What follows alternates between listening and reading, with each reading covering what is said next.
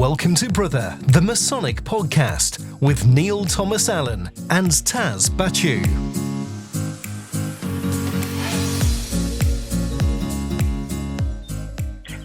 Hello guys, and welcome to a very topical Brother Extra. My name's Neil Thomas Allen, and I am joined this evening by Taz Bachu and Jack Saunders. How are you, gentlemen? I'll start with Taz. How are you, mate?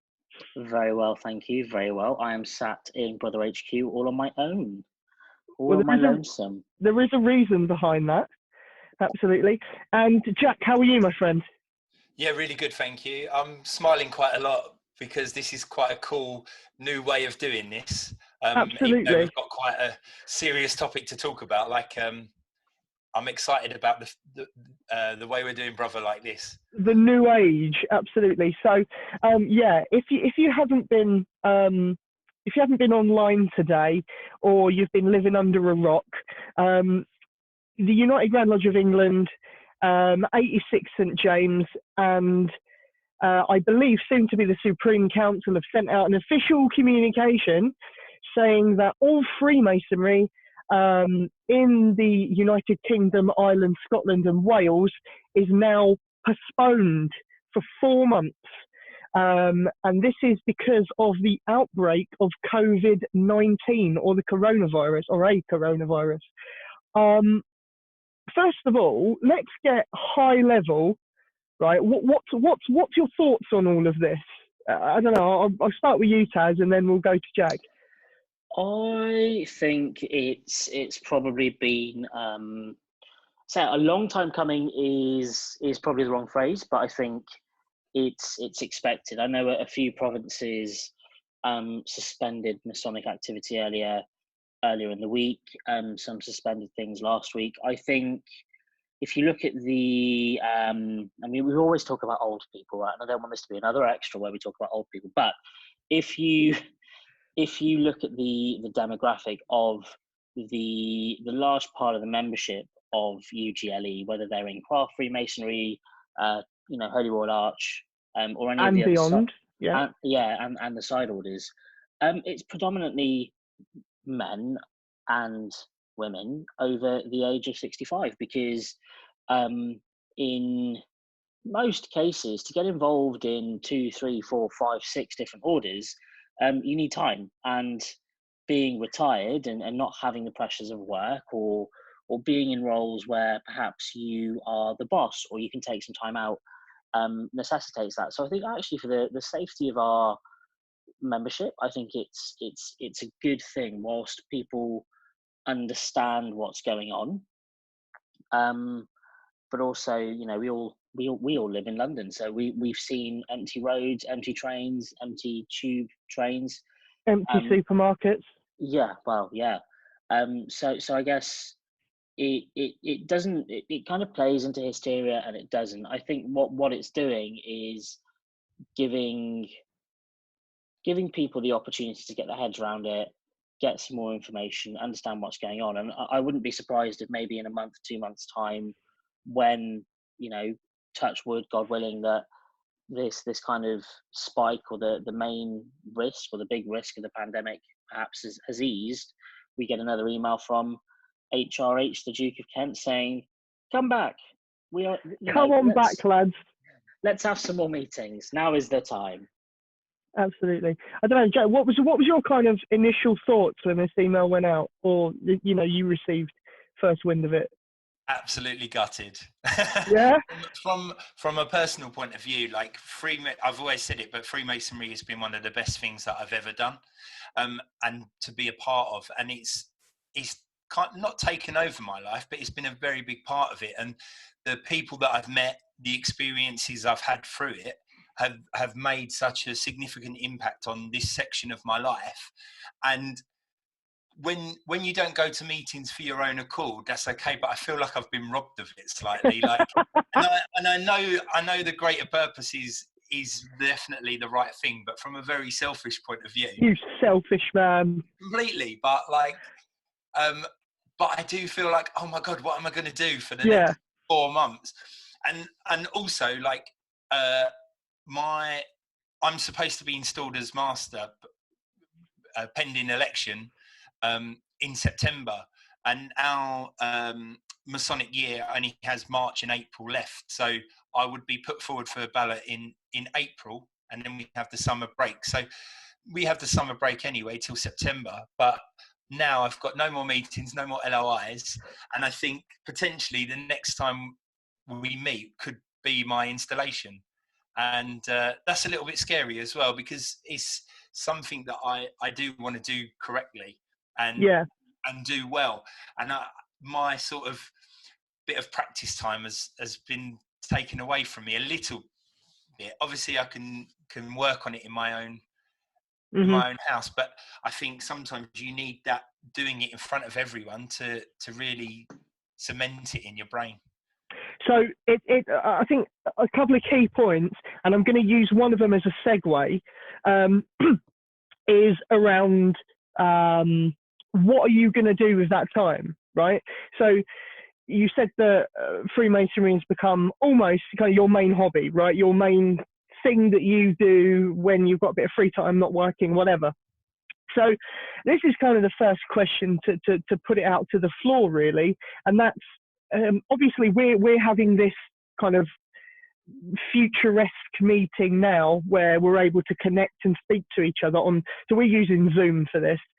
Other video conferencing systems are available, but what I kind of wanted to ask you two is what can we do whilst we're on lockdown, whilst we're postponed, to carry on almost not Masonic activities, but Masonic practice during this lull? So I'm going to go to the blue book, right? And I think so we spoke about it before we press record. I think practicing brotherly love, relief, and truth, right? So again, Neil, as you mentioned, you're probably going to have to be living under a rock if you haven't seen all of the reports about shelves being empty, people not being able to get things, get things from supermarkets, the elderly and vulnerable, in some parts of the UK being afraid to go to supermarkets because it is mass hysteria and they can't shop at their own pace. And then on top of that, we're again quite fortunate in London in the sense that we have two absolutely huge Masonic halls that a number of London meetings are held in, but there are smaller Masonic centres across the entire country who are closing their doors. They're going to be very, very quiet. There's caterers and all sorts of people affected. So I think with the whole concept of brotherly love, relief, and truth, it's just being kind and looking out for one another. And I think if I can use my craft lodge's WhatsApp group as an example, right? There's a lot of people in that are actively now self-isolating because they're over that 65, 70-year-old limit. They have underlying health issues, and it is a case of maybe setting up conference calls on the dates of lodge meetings, and we're again quite lucky that we can use professional tools to record this podcast and to keep in touch with one another. But are you telling the time? Sorry, Neil's just made some wonderful voguing. I was kind of pointing out the fact that we are using this. Yeah. Okay, gotcha. Back on track.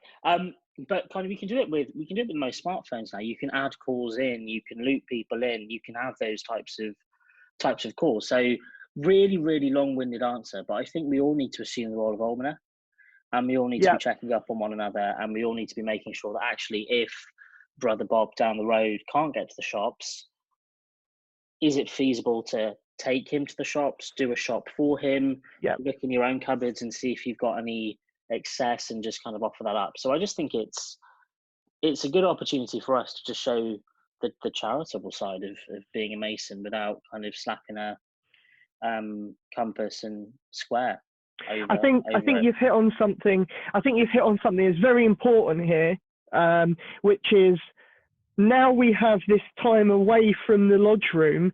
It's now time to practice what we preach. Yeah. Huge point there, purely based on we are going to have members that are very vulnerable, and potentially lonely too. I think a lot of people do a majority, a lot of our older members, I think, probably do a lot of majority of their socializing through Freemasonry, especially if you've been a member for a long time. So I do think it is time to practice what you preach. Dig your heels into the ground or into the sand, and reach out to those people that are probably going to need a bit of assistance over the next couple of months. Jack, I don't know if you've got any kind of additional points on this. Well, I guess I'm slightly different to you guys because my job is actually as a nurse. So I'm based in a hospital, and it, depending on how this all goes forward, is depending on how busy my work life is going to be and whether I have to stay after hours going on days that I'm not supposed to be in to help with situations. So, and until this all develops, we really don't know what it's going to be. But I think if we can get away with it not having such a major catastrophe as some people are thinking it's going to be, then obviously, practice what you preach and try and help others where you can. I think us all fitting nicely into the potentially least affected category, sort of youngish people, like we're sort of seen to be the ones less affected, or we'll get it in a more milder way. So we might need to be the ones where our behaviour is probably seen as more risky in this time, going to visit people or doing these chores for people that having to sort of stay inside. So there's lots of things that we can do. So I think that's we've covered the real serious point there, that we need to do that. The less serious point will be, what about Masonic activity? So we're having a call like this. This software is free. You can download it and use it. However, what do you think we can be doing for some of our older members that might not be so technically advanced? Are there any kind of ideas or tips that you guys can think of for, I don't know, making them feel included, kind of some sort of social interaction? It's going to be difficult if the technology element is not there. We've obviously been really blessed with Solomon in the last year, and it's a great tool that can be used to fill these gaps now, where we've got time to educate ourselves, not just about the ritual, but the history behind it, the significance of it in this. So potentially, if we've got members that aren't able to use a computer or not aware of it themselves, could possibly print and share certain articles with them, post them to them, so that they can still get some of this education, or even going a bit more old school than that. If you've got books at home, like I've got bookshelves of books that I've acquired over the last few years. Some of them I've read and some of them I haven't. There's a bit of a infection prevention thing with books, because you can't really clean the inside pages. Like, that's the nursing side of me coming out. But you could also, you could have a little bit of a book club where you read a book and then pass it on and share it. So there'd be great things like that we could do. So I think the takeaway from what you just said was that we are a social organisation, right? That's the whole point of Freemasonry. It's to be this social organisation that comes together. Now more than ever, I think we need to come together. That's pretty much what we're saying here, is that we need to, however we can, we need to continue over these 4 months, keeping everyone entertained, because I don't know about you guys, but working from home is driving me insane. Yeah, I think, but it's also adjusting to the new. This is the new normal, right? So I think certainly in the UK, certainly within the working population, everyone's had the opportunity. Jack, probably in your role, not so much, but in probably 80% of professions, you can work from home, right? Teachers, lecturers, doctors, nurses, armed forces, emergency services accepted. So for a lot of people, this is going to be a huge adjustment. I think if you think of the social element as well, so for a lot of our membership and membership of lodges, they're retired people, and they may have not had that social element. So I think things like Solomon are going to be huge. I think that kind of concept of a book club is going to be huge as well. I think you can have online study groups. I know that there are some kind of very, very deep and very kind of rooted in Masonic learning study groups out there already. But for your average Mason who loves what they do, and perhaps hasn't had the opportunity to explore that level of Masonic education, this is a great opportunity. I think, again, so kind of reading emails and messages from kind of people in other lodges, in 4 months' time, we should all be perfect ritualists.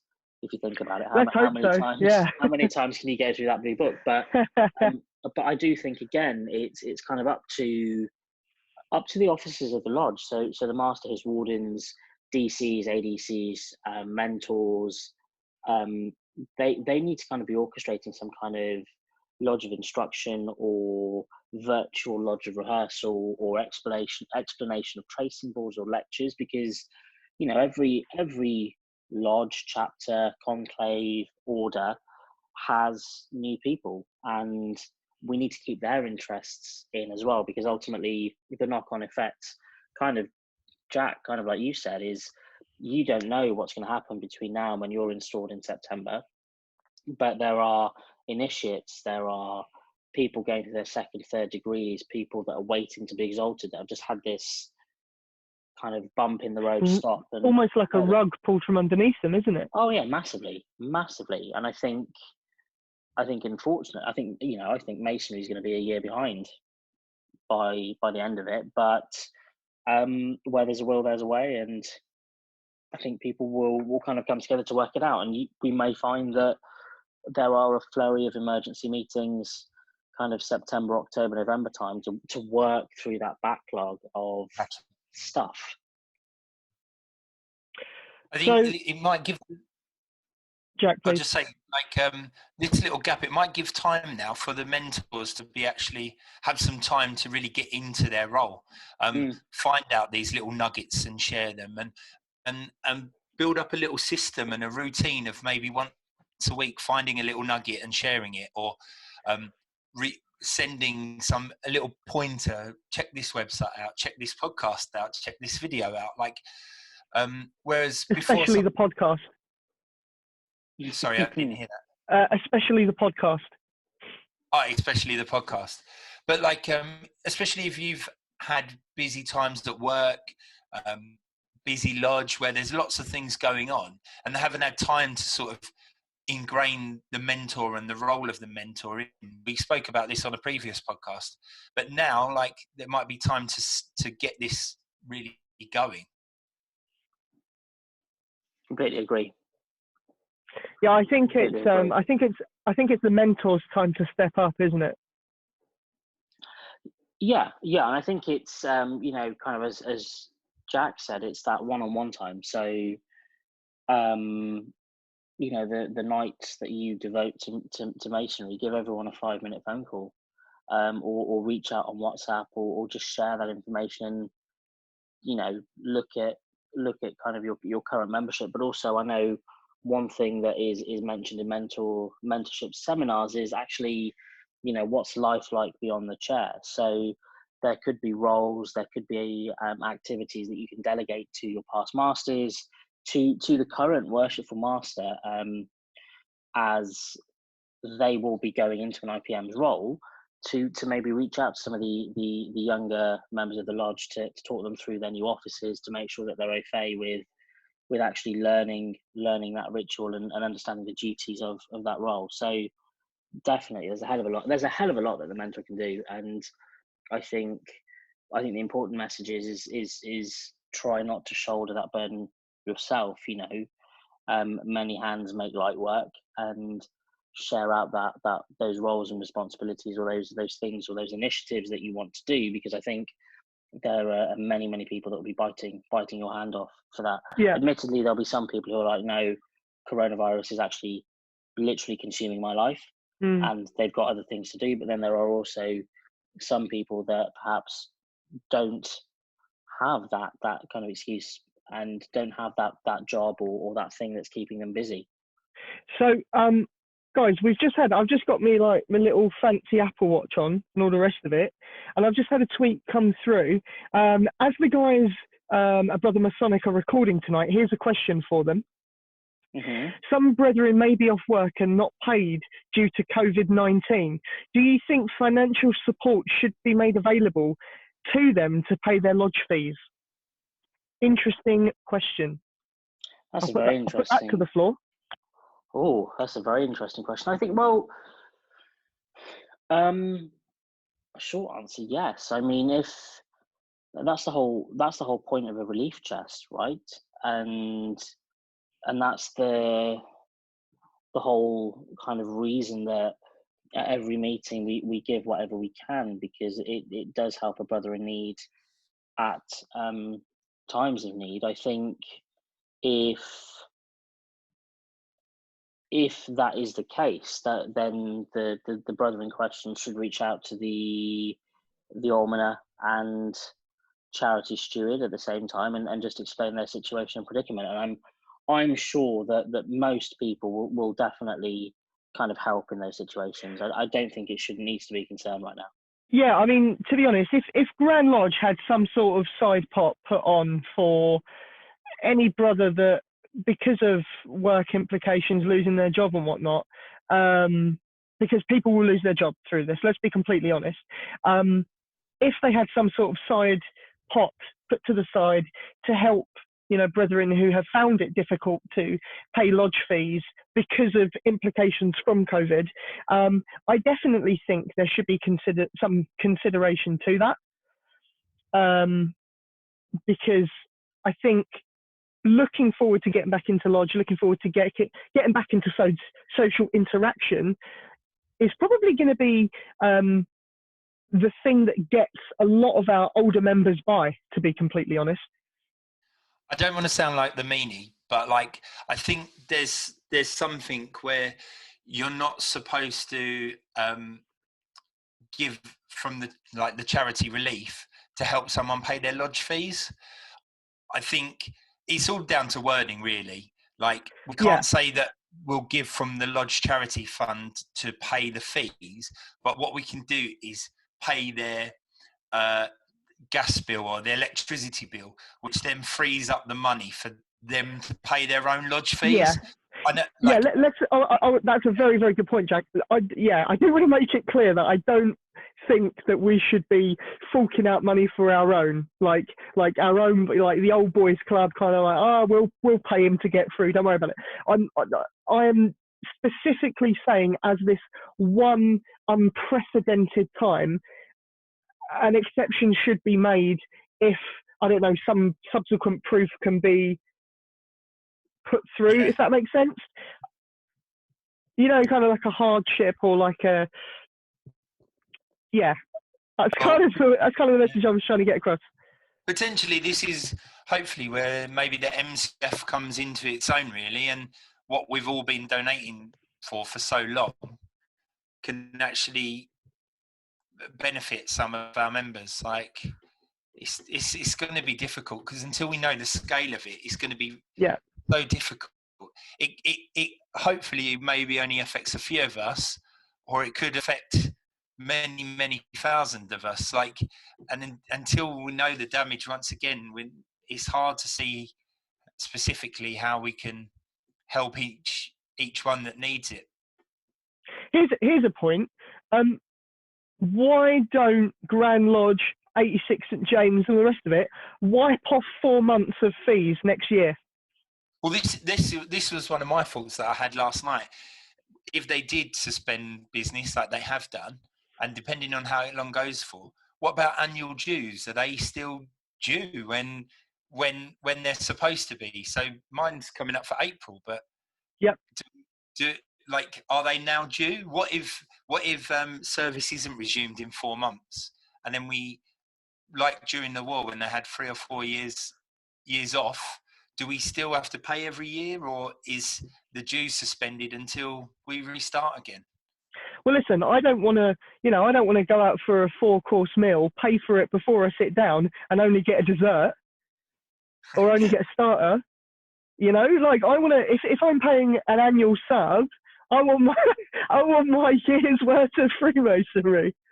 Especially if the budgets are a bit more tighter at home, and you've really got to look after every penny. Like in the grander scheme of things, that 150, 200, 300 pounds of dues or fees is going to be quite a big deal. Yeah, exactly that. Well, there's a bit of food for thought, Grand Lodge. So, yeah, exactly that. So, a very quick last point that we will need to have a discussion about with you guys listening and potentially watching is that so I want to cover the Beyond the Craft series, Brother Beyond the Craft. I have had a couple of discussions with Mark Mason's Hall today. It's looking like we are going to try and push ahead with the series. However, we'll probably be doing it something very similar to this initially, and that's with our expert joining us on some sort of call or FaceTime or something like that, where we can pose these questions and get it recorded. But we're doing everything we can to not postpone this. So we want to push ahead. We want to get this done, because I think a key thing between these 4 long months is going to be a bit of Masonic education. So if we can continue to get it done, we will absolutely try and do so. Yeah. So what's kind of the takeaways from this, Taz? Have we got any kind of final points we need to raise?